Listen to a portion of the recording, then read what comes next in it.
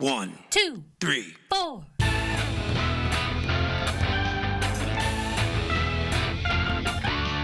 Monster movie. Fun time, go! Monster movie. Fun time, go. Monster. Movie. Fun time. Go! Monster movie. Fun time, go. With Precious D and Honey Bee. Fun time, go! Ladies and gentlemen, boys and girls, friends and neighbors, welcome to Monster Movie Fun Time Go. I am one of your hosts, Precious D. And I am the other one of your hosts, Honey Bee. Honeybee and I are two best friends making our way through the history of kaiju movies. We began in 1933 with King Kong, and today we are in 2016 with the movie Colossal. Wow. Before we jump in, I always wait till the end of the show to do this. That's not what you're supposed to do. If you are enjoying our show, if you like what we do here, please, for the love of baby Jesus, rate and review us, like it, subscribe it, click on all the things on whatever you're listening to this on, and consider checking out our Patreon where we do patron exclusive episodes. We're about to start going through the Planet of the Apes franchise. Over Ooh, there. so excited. Yeah, we sometimes do little different things over there on the Patreon. And if you join the Patreon, you can request a movie That's for right. us to review. That's right. Request, not demand. Certain movies we will not do, but it can be any kind of movie. Oh, and also Kaiju Go. Don't forget, go to kaijugo.com. That is a Japanese toy movie and pop culture show coming up in Dallas at the historic Texas Theater on August 16th. We are sponsors. We will be there. They'll be showing 3 movies throughout the day. Go to kaijugo.com for all the details. Colossal, though, this is a very unusual kaiju movie. This shows that It is. you can do, like with any genre, I don't even know if genre is the right, that kaiju movies themselves can be other genres. They can be disaster movies, but they can also be character studies. They can be science fiction. They can be fantasy. This is like a little indie movie. Who's the director? Nacho Vigalondo? I don't know. The cast is fire. Yeah. Let's see. It is 110 minutes. Under countries, it says Canada, Spain, United States, and South Korea. Those, I think, are where the funding came from. It's clearly filmed in America, but Right. but it's an international co-production from all of those countries, and it's described as Godzilla meets Lost in translation. It says here on Wikipedia that prior to the start of filming, Toho brought a lawsuit against Voltage Pictures for unauthorized usage of Godzilla's image. I don't know if they used, because the kaiju that we have in the movie doesn't look particularly like Godzilla. Maybe just in some of the promotion, or I don't know. I could see if, like, you know how, like, some of the shots, he's, like, you can't really see him and you can only see, like, silhouettes of him. Like, if you just got, like, his body without his head and, like, half of his butt, Yeah. I could see it being a little Godzilla-y. Yeah, or I don't know if there was a poster. I didn't see one. Like, if you put up Godzilla posters all over your movie, they're going to actually ding you on that, I think. But I didn't see that. I don't know. I didn't either. But they hadn't even started filming yet, so maybe they were just using Godzilla's image in their pre-production stuff and got in trouble. Let's look at the cast here. Anne Hathaway as Gloria. Hannah Cherami as young Gloria. Jason Sudeikis as Oscar, Gloria's childhood friend. Nathan Ellison as young Oscar. Dan Stevens as Tim, Gloria's ex-boyfriend. What's he been in? Oh, he's on Downton Abbey. Okay. Austin Stowell as Joel. Tim Blake Nelson as Garth. I love that guy. Same. Rukia Bernard as Marie and Agamdeep Darish as Ash. I think those are just 2 of her friends that showed up briefly in that one scene at the beginning. But I guess they have Wikipedia links, so I guess they're big enough that they felt they needed to include them in the cast list. Honeybee, what are your initial thoughts on Colossal. Had you seen this before now? I hadn't seen this before, which was kind of surprising that I hadn't seen it or even heard of it before. So when I first started watching it, and I like saw the cast. I was like, "Holy shit! How did I miss this movie?" But my initial thoughts are like, "Whoa! I love the character arcs in this movie. I love. I get all of the feels from this movie because I feel like, minus the whole like kaiju bit, I could be Gloria." Where I just, like I, really relate to not being able to have a beer or like could ruin my life and sleep all day and drink all night and so like I kind of love that she's just like a complete mess in the beginning. I just feel like I really relate to that.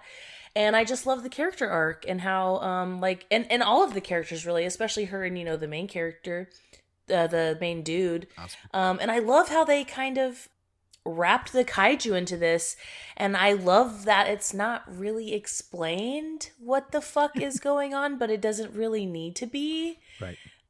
Yeah, I'm really surprised that I somehow missed this in 2016. And yeah, I really enjoyed the complexities of this movie and kind of just the character building and just the switch ups and how like you really from one side to the other side of the movie it's just like holy shit. What about you? Oh, I love it, but I find it heartbreaking. I just Yeah. got so sad when Jason Sudeikis does his heel turn, Yeah. which to me, the first time seeing it kind of came out of nowhere, sort of surprised me. Mm, But I don't think that meant that it was unrealistic. And I right. think watching it again, knowing it was coming, I do think they do try and plant the seeds of he has some resentment. The thing is, he just seems so kind in the beginning, but is he really kind or is he Right. manipulative? Exactly. And I think that's what makes it so realistic is that like I think this is a very common experience for women. Well, even after he turns, then he is regretful and apologizes and seems sincere, but that's also a realistic thing. Guy acts like an ass. Mhm. The guy acts like an asshole, and then regrets it and is sincerely sorry, but goes ahead and does it again later. Yeah, and I think that there's two things at play here with that. I think one of them is the alcohol Yes. and that he's also drinking, Yes. Yep. every night. Yep. And secondly, I think that he does get kind of a power trip from the whole kaiju bit Right. and that really plays into, into his psyche. And I just really love how they kind of connected all of these things and made these kind of realistic situations connect to this, kind of huge monster Yeah. situation and the symbolism of it. It was just it was glorious. I really loved it. I really enjoyed so much. And it just like kind of was a little bit of a slow burn at 1st. Like Mhm. I was like what are we kind of doing, and it kind of is moving kind of slowly, but all of that starts to make sense, in the last half of the movie. And at first I was like what is happening, trying to figure it out. But by the end of the movie, I was just like, oh my gosh, I love this. It really feels kind of like a piece of art in a way. Yeah. Yeah, I agree that his drinking is part of the problem, and also if he hadn't realized that he had power too, he might have just kept going the way he was. But then he had this sort of Hmm. "it's my turn" moment where, Yeah. aha, I will show everybody I have power now. Where he's Hmm. kind of felt powerless up until that moment, and some people, I mean, everybody, there's a lot of irresponsible alcohol-induced behavior in this movie, but I think his is the worst because his is intentional. And I love Jason Sudeikis so much. Same.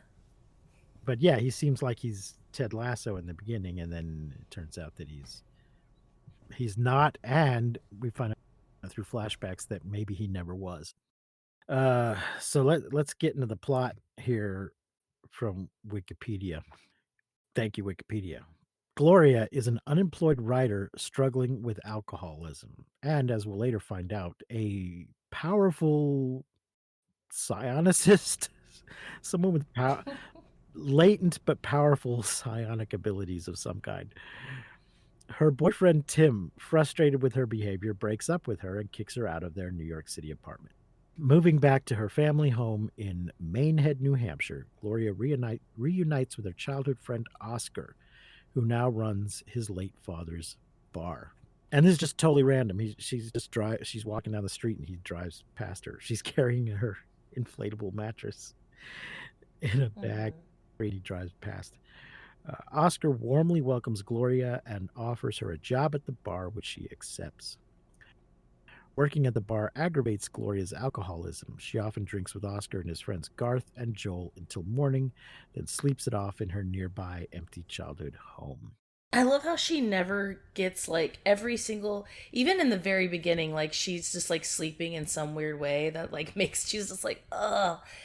She just can't sleep on the air mattress or like get the air mattress aired up before she's just like passed out. Oh, well, It's just, like, no, what happened was, because I've had this happen to me, she aired up the air mattress and then it deflated overnight. There is one part where, that happens. Those things. But then there's another part before that where has the air mattress plugged in, is inflating it, and she wakes up the next day and it's inflated and she's still just sitting there on the floor. Okay. Yeah. But yeah, I hate that. It seems all firm and nice when you go to bed and you wake up and you're on the floor. And those things suck. At the same time, a giant reptilian monster appears in Seoul, leaving death and destruction in its wake. Gloria realizes that when she walks through a local playground at exactly 8:05 a.m., she causes the monster to manifest and can remotely control it. So there's a couple of things. She has this little tick where she scratches the top of her head and she sees the monster doing that. And I think that's her first, because she wakes up and sees the video of it. Mm-hmm. And that's the first thing that makes her suspect, which is a little bit weird to be like, this thing on the other side of the world did a thing that I do. I must be connected to it. But then she tests it by going the next day into the park and making some very specific gestures, and then sees the video later. The monster's done the same thing. So the monster appears, and then when she walks through the park, the monster just appears out of nowhere in a similar sized area. But it has to be at 8:05. Yes, if she's in the park, otherwise it doesn't. Yeah. But it has to be like at 8:05 a.m. Yeah, and it only lasts for a few minutes. And it's not similarly shaped area, but proportional to the size of the monster. So it's not the same size as the park. It's blown up, if that makes sense how I'm explaining that. So yeah, when she sees the monster making the gestures later, she realizes, oh shit, somehow I'm controlling the monster. And the monster looks really great. Yeah. I really love his little nubby butt. Yeah. Oh, I didn't mention this before. The budget was $15 million, which is not that much. But they did, obviously spent some money on the CGI. But the box office was only $4.5 million. So that's sad. Yeah, I wonder what happened here. Was it just not, because I literally had never even heard of this movie. I mean, I saw it when it was new. I didn't see it in the theater, but I did see it. Mm-hmm. I probably got it from Netflix back when you got DVDs in the mail from Netflix. That's probably how I watched it. Because I know I wanted to see it when I saw the previews. Yeah, I think it might have just been too weird. I guess so. Nobody knew what to make of it.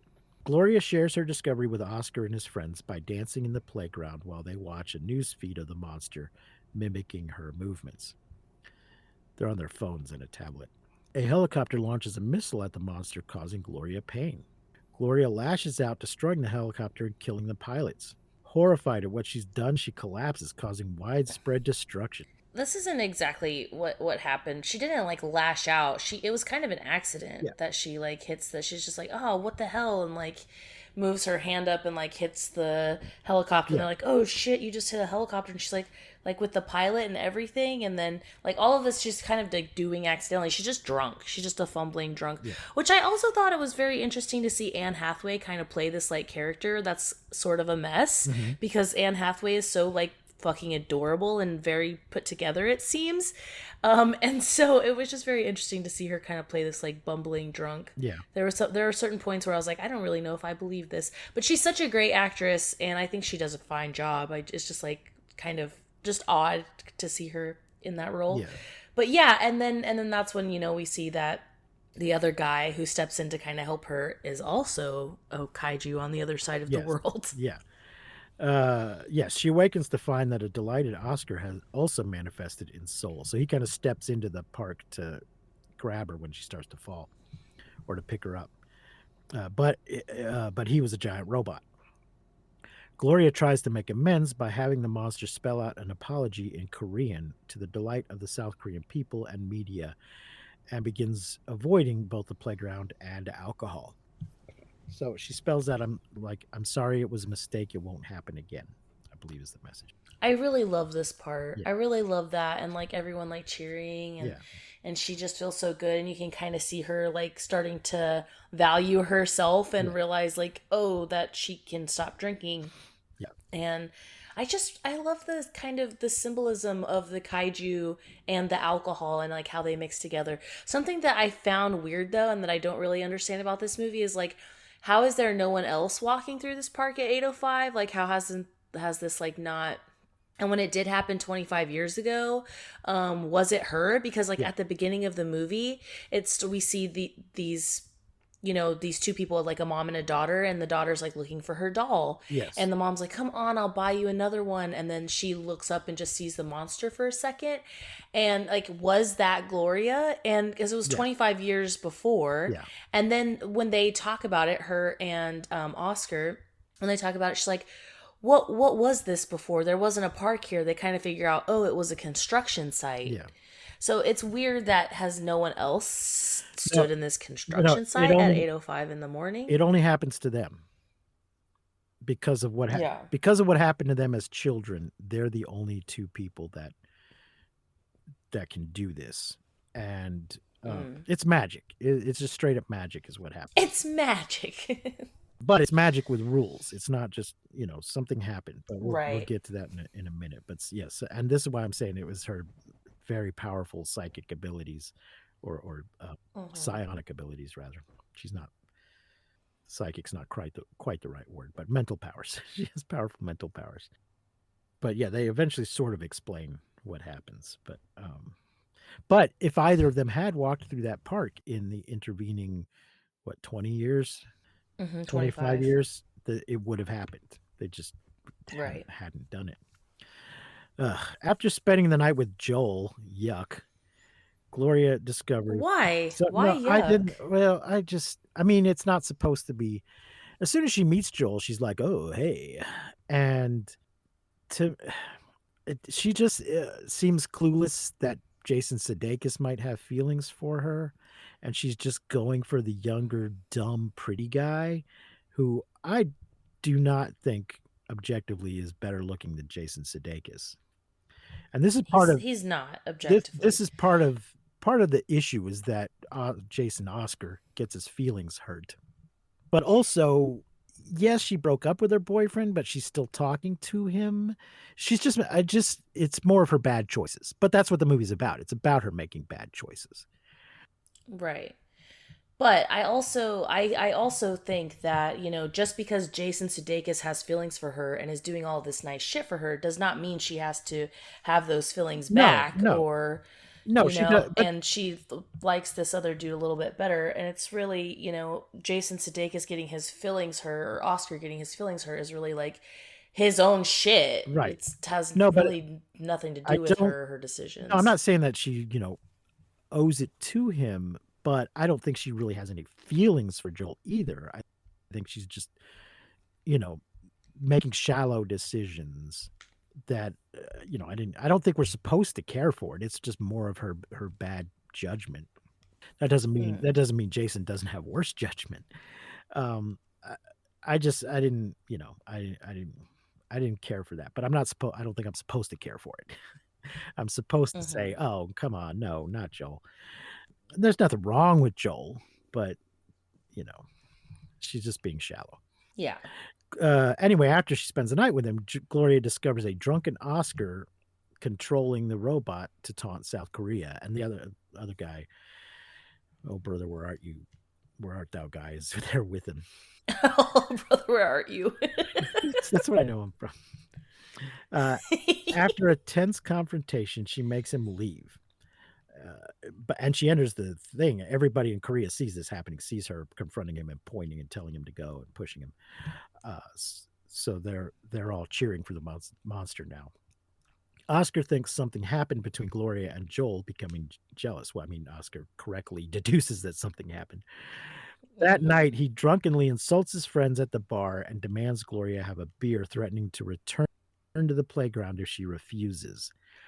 The next morning, a sober Oscar apologizes to Gloria. So yeah, he just, the man should not be drinking. Yeah, but it's kind of that thing where it's like drunk words, sober thoughts. Yeah. It's like we kind of see his true colors Yeah. whenever he's like fucked up and like treating everyone like shit.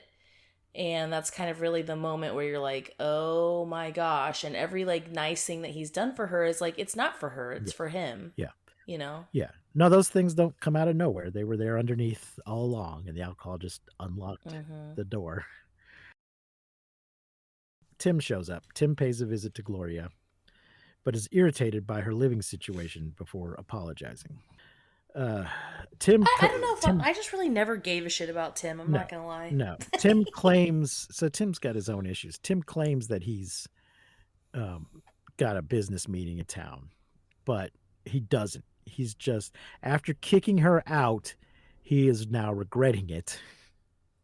And so, but he was, in his own way, he was right to kick her out. She was totally. she was a mess. She was being disrespectful to him. She wasn't, a good partner. So, but then he's like, kind of wants her back. So, and hasn't given her enough time to get her shit together. Anyway, upon meeting Tim at the bar, Oscar provokes a confrontation by setting off fireworks indoors. He has this Crazy. elaborate thing about what's the most irresponsible thing you can do in a bar. I've seen all kinds of irresponsible things here. It's really a great scene, but it's freaking terrifying. So he sets off one of those really huge, big cylinders that shoots off a whole bunch of fireworks in the bar, sets the bar on fire. Doesn't burn it down, but starts some small fires around the bar. And then says to Tim, now, I've just done the most irresponsible thing you can do in this bar, and she's still not going to go with you. Because he's threatening to kill thousands of people if she doesn't. Of course. Yeah. Of course she's not going to go. But of course Tim has no idea why. So I do feel a little sorry for Tim in this moment of like, why won't she come with? This is insane. Why won't she come with me? I was just like, get the fuck out of here, Tim. Get out of Oh, here. no, I don't. You kicked her out. Yeah, yeah. It's over. Yeah. Get out. Yeah. No, but just no, I'm not rooting for Tim, but that's just, what is that like from his perspective of, yeah, he did just do the most insane thing I've ever seen, and yet she's gonna stay here with him. What the fuck? Tim tries to get Gloria to leave with him, but she stays to curb Oscar's destructive behavior. Oscar visits Gloria's house to prevent her from leaving, and Gloria recalls their childhood. There was a couple of flashbacks throughout the movie. Yeah. They're walking to school. It's a windy day. They're each carrying dioramas they've made of different countries or cities in different countries, and hers is in Seoul, in South Korea. So let's see. As a child, Gloria made a paper diorama of Seoul as a school project, which was blown into what would later become the playground. A young Oscar retrieved it, but destroyed it out of jealousy. So this is revealed kind of slowly. There's a few times when we see them walking along, and we see it blow over, and we see him climb over the fence or barrier or whatever. And we think, oh, how nice. He's going to go get it for her. And then she ends up following him. But then when he finds it, he just starts stomping on it. Because he's a little bitch. Yeah. So, and it also made me wonder, I'd been wondering throughout, well, how were they good friends in school, or were they just people that knew each other in school? Or did they have a bad relationship? There's people that I did not necessarily get along with when I was a kid, or they weren't my best friend, or even people that I was maybe mean to in school. But I might be happy to see them now, just out of nostalgia or whatever. Or just feeling bad that I was mean to them. and try to be nice now because I was me. Children are terrible. Children are people talk about the innocence of youth, but that is bullshit. Children are meaner than adults because their empathy is not fully developed. They don't realize how harmful their cruelty can be. It's not their fault. They're just underdeveloped. I think, at least in my experience, I'm kinder as an adult than I was as a child. Okay. So anyway, Gloria's anger triggered lightning, which strikes both of them as well as their toys. Gloria's being a reptilian monster and Oscar's being a robot. So this does appear to be what happens, that it's not just that Mm-hmm. the lightning coincidentally strikes, but that Gloria's powerful psionic abilities summons the lightning, knocks them both out, and creates this linked situation between this little area that will become a park and a similarly shaped area in Seoul, just because she was carrying a diorama and thinking about Seoul and the destruction of that area of Seoul at the time, and that their essences were somehow bonded to the form of these two toys. It's insane, but that appears to be what happened. But somehow it really does work. Yeah. For this movie. Yeah. But it's magic, or just incredibly powerful psionic abilities that she has no control over. Fortunately, this does not keep happening to her throughout her life every time she gets angry. It needs to be a one-time event. In the present, Gloria recognizes that Oscar's manipulative behavior arises from his self-hatred at never having amounted to anything. In his mind, LOL. he has a successful bar. His life is fine. It's just not. Yeah, but he didn't work for it. It Well, was no. given to him by his dad. That's true, but he still has to maintain it. A lot of people are given things and then just piss them away and fuck them up. I'm just saying, He's still a loser.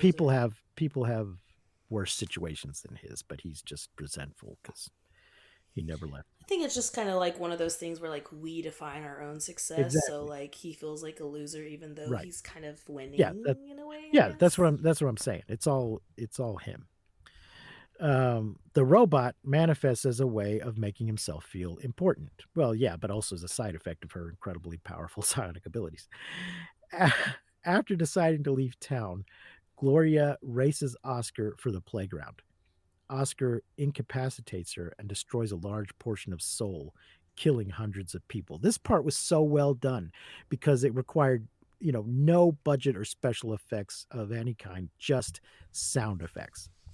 He is stomping. Yes. He's stomping around the park, and we're hearing huge monster stomp sounds and the screams. Now, why anybody is why the authorities have not cordoned off that entire sector of Seoul and made everybody leave it, I don't know, because people keep going back to that area. So it's a little bit on them. That whole area should be quarantined at the moment until they're sure it's not going to happen again. But it was very effectively done, though. Oscar warns Gloria that for every day she is not with him, he will commence further rampages. It's weird though, because he just wants her to. He's just insisting that she be there. Yeah. It's just about control. He hasn't said, and you have to sleep with me or whatever. It's just, I have control. No, I think he's so delusional that he thinks eventually that will happen. Probably. But at least at this moment, it's just, I'm in control. I say you can't leave, and you can't leave. Shortly afterward, Gloria makes a trip to South Korea, apologizing to Tim over the phone, but says she owes him no explanations as he has ended their relationship, which is true. At 8:04, she just wanted to let him know I'm okay. Well, she had said I was coming back. She had told him previously, I'm leaving. She'd implied I'm coming back to New York. So she did want him to know when she doesn't show up that she's okay, which is fair. Which kind of shows her growth Yes. throughout the Yes, movie. yes, because she didn't bother when she stayed out at the beginning of the movie. She stayed out all night with her friends, and it wasn't that she stayed out all night; is that she didn't call to say, "I won't be coming home. I'm out with my friends, or I'll be home late, or whatever." Because that is bad. You got to let your people know I haven't been in a car wreck. I'm just I'm out with my friends. But yes, now she's letting him know I'm okay. At 8:05 a.m. in the United States, Oscar carries out his threat, making his robot manifest in Seoul. Gloria walks to it in Seoul, making her monster appear at the playground back home, Brilliant. which So is hinted at. fucking The brilliant. fact that she feels the monster getting shot does Yeah. indicate early on that it can work both ways. That what happens there can affect what happens here. So I think that was important. So she makes her monster appear in the playground back home. Gloria's monster catches Oscar and flings him over the horizon, causing the robot and her monster to disappear. Gloria, That was crazy. I was like, what is she gonna do when she like has him and he's like crying like a little baby back bitch? I was like, is she gonna smash him? Like, what is she gonna just like what is gonna happen? And she fucking threw that motherfucker. I was like, oh my gosh. and it's unclear whether or not they can hear each other, but it does kind of seem like they can because he is begging, please, I'm sorry, but then he says, put me down, you fucking bitch, or worse to that effect. So he's not really sorry, and that's when she throws him. Yes. And also before this, they kind of have a few little fights, a few battles, which I feel like is important to any kaiju movie. Yeah. But they're so good in this movie. They're little like fights that they have because it starts out as like he's like, yeah, let's put on a show, and she just slaps the shit out of him once. And then like the next fight, she like slaps him a few times and then starts punching him, and he's like, no punching, and like it's like they're like trying to put on this show at first, and then it really does turn into violence, where he like literally does like kick her ass and destroys her house, destroys all of the nice things that he brought for her and shit, which I think is also kind of symbolic. Right. I did think that part was funny that he was like, we're having a confrontation, we're having a fight now, but wait, no, it's one of those fights where we're gonna have rules. Yeah. Because that's a thing kids do,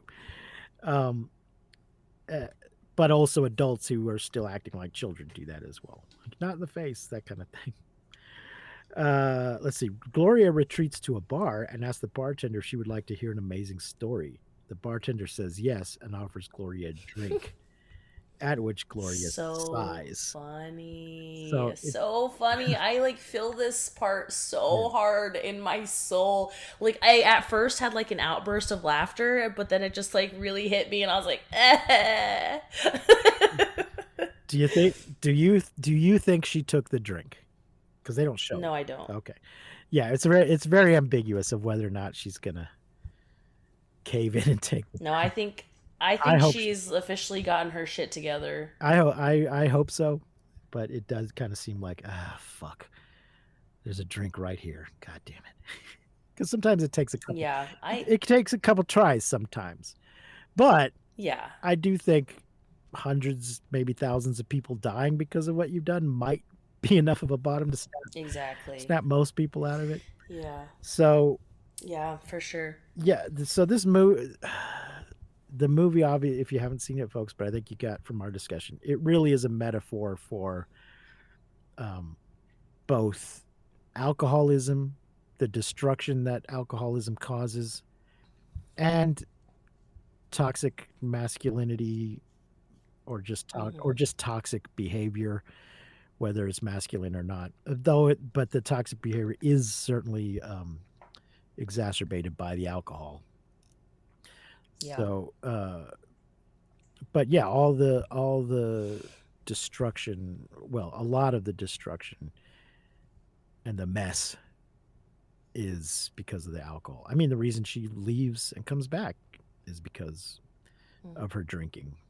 So, which I, There's this part too that was like kind of important to me where she's like, I haven't had a drink since Sunday, and he kind of plays this like, oh, you think you're better than us kind of moment, and she's like, because she's like, I don't want to do anything stupid, and he's like, oh, stupid like us, and I feel like that is so real. Like when you quit drinking, all of the people that have quote unquote been your friends, they really for some reason will take it personally, and it's obviously like a reflection of their own inside and how they feel about themselves, but it's just projected in this way that when you stop drinking you kind of lose people, because and they'll really say shit like that, like, oh, they like, she thinks that she's better than us because she's sober, blah blah blah. And there's just such a culture around drinking, and this moment really just kind of hit me hard of like, ugh, it's so realistic for like, she's actually doing this for herself, and she says that, no, I don't want to act like me, a drunk idiot, not you guys, like do whatever the fuck you want. But they really do, kind of, he really in that moment kind of takes it personally, and ugh, that moment really hit me hard because it's such a real moment. And I wish so badly that I could drink, just like socially and just like have some drinks, and I just really wish I could, because I quote unquote love it in a way, but it's actually something that I can't do. My brain just doesn't react to it in a social way like people without addiction problems, I guess. And so like this movie just really kind of hit me in the feels in that way of, and like the symbolism of the kaiju and the destruction and all of the innocent people who are affected, and it was just really well done, and I'm sad that it didn't get more attention, yeah, honestly. yeah. Well, now that it's streaming, and I don't know how long it's been streaming, but um, hopefully more people will see it. You can never tell with these things. There's just so much available now, Mm-hmm. but it also means that things that you never got a chance to see are now suddenly just right there, and you um, might give it a chance when you didn't before. So hopefully it's doing okay in streaming, and hopefully they made back a little bit of that $15 million. Mm-hmm. Uh, so, Honeybee, what are you gonna rate Colossal? I am gonna rate Colossal 5 stars. Yeah, me too. 5 stars. It's just to that we go from kaiju being symbolic of nuclear war Mm-hmm. to kaiju being symbolic of alcoholism. I just think Yeah. it's amazing. Uh, you can make it about whatever you need it to be about. But Yeah, it really is amazing. I just it's just very well done. Even though, yeah, it's okay to just say it's magic. We go with the Mm-hmm. premise. It's we're just going to accept the premise. Of course, it's not realistic, but none of these things are realistic. But Right. I think But I think they it did all it in such a works. good Yes, yes. way. It's all internally consistent as long as we just Mm-hmm. accept the basic premise. It's all internally consistent, and it's just very well done. Everybody's performances are great. So well It done. is heartbreaking because I like Jason Sudeikis so much. Just you when just yeah But because he did an amazing yeah, job. yeah, because he seems so kind in the beginning, to see him turn out not to be that, it breaks your heart. I think it broke her heart a little bit. Yeah, for sure. Um, I think she was enjoying connecting with her old friend, and Mm-hmm. just sort of re- relaxing a little bit. It was a little bit of a relief in the beginning, and then it turned sour, and that was sad. So Mm-hmm. there you go. Yeah. I really like that in this movie in particular that the people shit was kind of so important. Whereas, like, I Yeah, think in most kaiju movies, I kind of hate that. I'm like, I don't really give a shit about this stuff. But I love how they connected the two, like the people shit and the kaiju. And I think the kaiju looked great. yeah, They, like, looked awesome. Their movement was cool. Like, they did such a good job with that as well on that end. yeah, And I love that there was still kaiju battles and how they connected that with the people shit. I just feel like, wow, this was just so well yeah. done. Even though the movie's not really about the special effects, they still did a Mm-hmm. really good job with the special effects. Yeah, they Because really did. if they hadn't, it would have made the whole thing seem cheap and stupid. Yeah. and they didn't. They did a good job with it on all fronts. So well done, sir. Well done, sir. So that's really gonna wrap it up, I guess, for today. Let's see what next week's movie is. I think it's a big one. Yep, it is. Next week, ladies and gentlemen, is Shin Godzilla. Woo! Let's see where that is streaming. Fuck yes. So that just means new Godzilla. This is Japanese. After the legendary film's American version did so well, Toho said, let's we didn't give them exclusive rights. We can go ahead and make our own new Godzilla movie. Let's do that. And they did. Fuck yes. And they did. Oh yeah. Google is not showing me where it's streaming.